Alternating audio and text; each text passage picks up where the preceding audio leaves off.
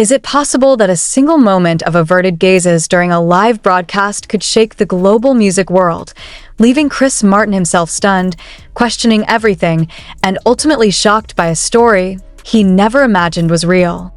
That opening line may sound exaggerated, almost unbelievable, yet that is precisely where its power lies. Because what happened during that live session with BTS members was not an ordinary interaction, nor a mere coincidence caused by an unfortunate camera angle. There was a pause.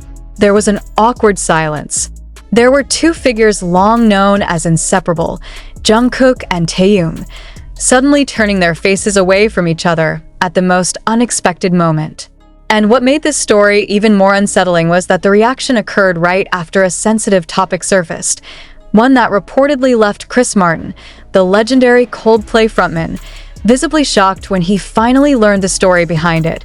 What really happened? Why did Chris Martin, a world-class musician who has collaborated with BTS and is known for his calm, empathetic demeanor, show such a clear expression of surprise? And the bolder, more dangerous, yet irresistibly tempting question for the public: is it true that Jungkook and Taehyung's relationship was once forbidden because of a reason that has never been fully explained in public? The moment began innocently enough. A live broadcast that initially felt warm, relaxed, and full of the usual playful banter. The BTS members chatted casually, Chris Martin appeared as a guest welcomed with excitement, and fans around the world watched with joy. But the atmosphere subtly shifted when the conversation touched on the early days of BTS's journey, the pressure of the industry, and the things that must be sacrificed to maintain group stability. The phrase sounded neutral, almost academic, like a professional reflection on the notoriously strict South Korean entertainment industry. Yet behind those carefully chosen words lay a deeper meaning. Chris Martin, known for his curiosity about the human stories behind music, seemed to ask a follow-up question. A question that may have felt natural to him, but for some in the room, it crossed into territory that had long been tightly guarded. His expression changed. His eyebrows lifted slightly, as if he had just realized there was something far more complex than packed training schedules or the standard dating bans often discussed publicly. That was when the camera caught Jungkook and Taehyung. Not smiling, not exchanging the familiar glances that often send fans into a frenzy. Instead, they turned their faces away, almost simultaneously. A small movement, nearly imperceptible to casual viewers, but glaringly obvious to those who have followed BTS's dynamics for years. A movement that raised more questions than it answered. Was it a reflex? A coincidence? Or a silent signal that the topic being touched was too sensitive to be discussed openly? Sources close to the industry, though never naming names, have whispered for years about how strict the rules surrounding idols' personal relationships can be, especially in their early careers. But this story feels different. It is not merely about dating bans to protect public image, but about a closeness that was seen as potentially disruptive to the group's internal balance. A phrase that sounds technical, almost bureaucratic, yet carries heavy emotional weight beneath it. Chris Martin, according to many viewers' observations, fell silent for a moment after grasping the direction of the conversation. His gaze moved from one member to another, as if he were assembling puzzle pieces he had never seen in full before. For a musician raised in Western culture, where emotional expression is often celebrated as a source of creativity, the idea that a relationship, of any kind, could be considered a structural threat must have felt deeply unsettling, and this is where the story grows even more emotional. Because Jungkook and Taehyung are not merely bandmates. They symbolize a friendship forged under extreme pressure, young men molded by a rigid industry system into global icons. Every smile they share, every laugh, has long been perceived by the public as proof of an unbreakable bond. But what if some of that warmth was once viewed as a problem? That question lingered in the air, never spoken outright, yet powerfully present. Chris Martin eventually smiled, attempting to lighten the mood with a gentle joke, but for many viewers, the moment of shock had already been etched into memory. That smile felt like a polite curtain drawn over a reality too complex to discuss on camera. Fans' reactions were just as intense. Social media overflowed with speculation, body language analyses, slowed down video clips, and screenshots scrutinized again and again. Why did Jungkook look down the moment the topic arose? Why did Taehyung turn his face away, as if avoiding eye contact? And why did Chris Martin look so genuinely surprised, as though he had just heard something that clashed with the values he had always believed in? Some observers attempted to approach the situation academically, linking it to the highly controlled structure of the K-pop industry. They spoke of risk management, of how internal relationships could affect team dynamics, of fears surrounding rumors that might disrupt focus. Yet these rational explanations only stirred deeper emotions. Because behind the theories and analyses are young individuals forced to suppress parts of themselves for a greater goal, Chris Martin himself has often emphasized the importance of emotional honesty and artistry in past interviews. That is why his shocked reaction felt so authentic.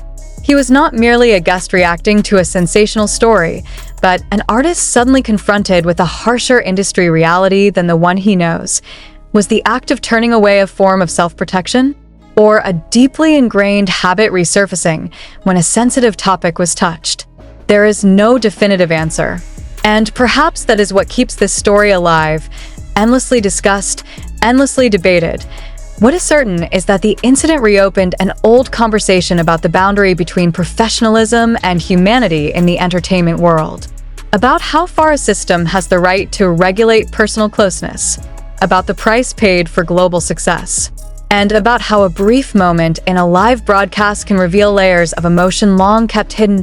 To this day, Jungkook and Taehyung continue to appear professional, continue to smile in front of cameras, continue to show solidarity as members of BTS. Chris Martin continues his collaborations with respect and admiration. Yet for many, that moment of averted gazes has become symbolic, a symbol of an unfinished story, of unanswered questions, and of the reality that behind the glittering stage lights lie silent narratives that may never be fully told.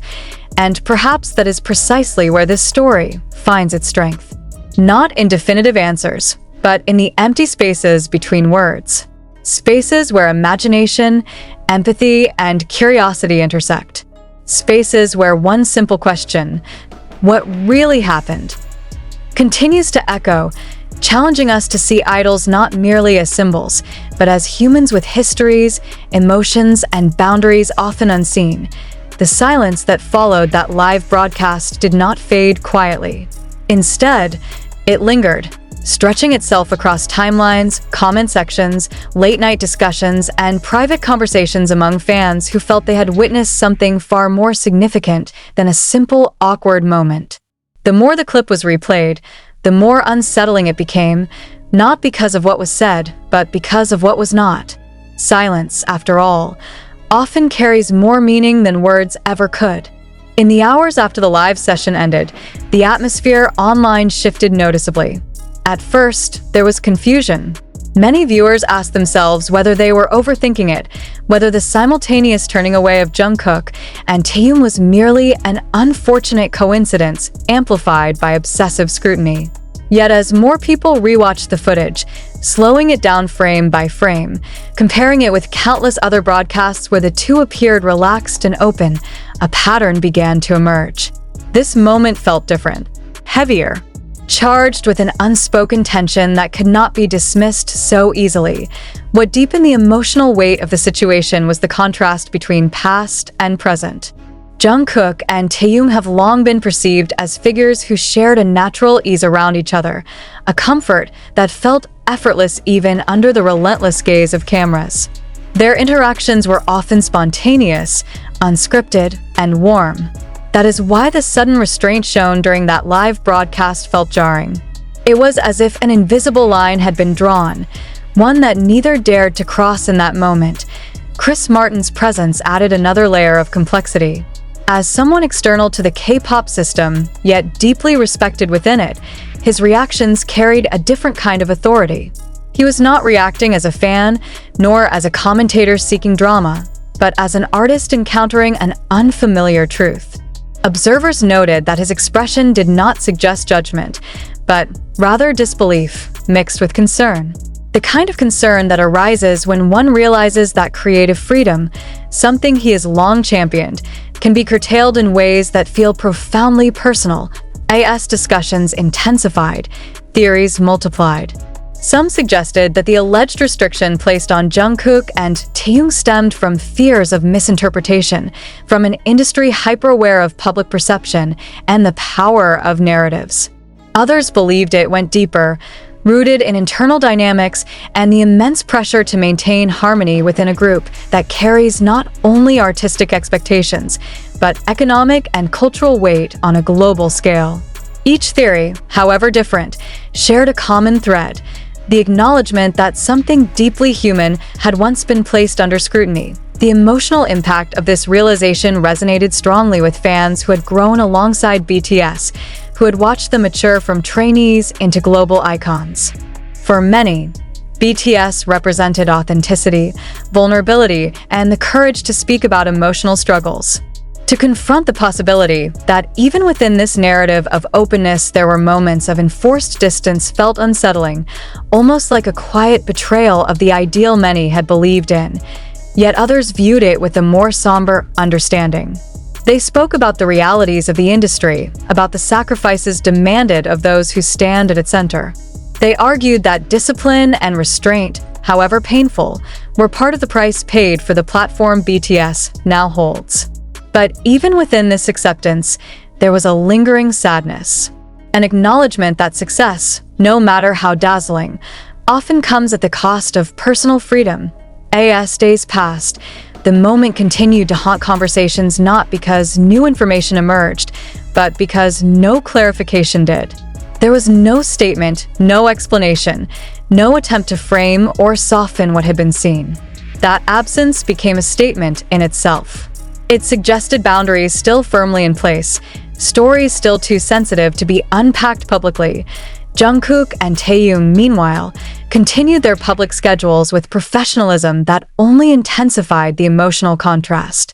Their smiles returned, their interactions remained respectful and composed, yet for those who had seen that brief moment of avoidance, everything now seemed layered with subtext.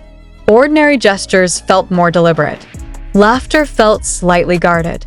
Not artificial, but measured, as though shaped by years of learned caution. Chris Martin's silence also spoke volumes. Known for his openness and reflective nature, his decision not to elaborate publicly was interpreted by many as an act of respect. Perhaps he understood that some stories are not his to tell. Perhaps he recognized the weight his words could carry and chose restraint over revelation.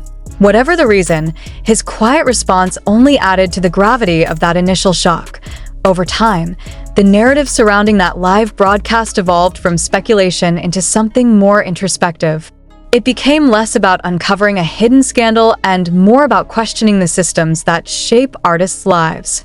It prompted discussions about autonomy, emotional expression, and the invisible negotiations that occur behind the scenes of global entertainment. It forced many to confront the uncomfortable reality that even the most admired figures are often navigating constraints unseen by the public eye. What remains most striking is how a fleeting, almost imperceptible moment managed to trigger such a profound emotional response. Not because it confirmed any definitive truth, but because it exposed the fragility beneath the surface. It reminded audiences that behind polished performances and carefully curated images are individuals who have learned, sometimes painfully, when to speak and when to look away, and so the story persists, unresolved yet deeply felt.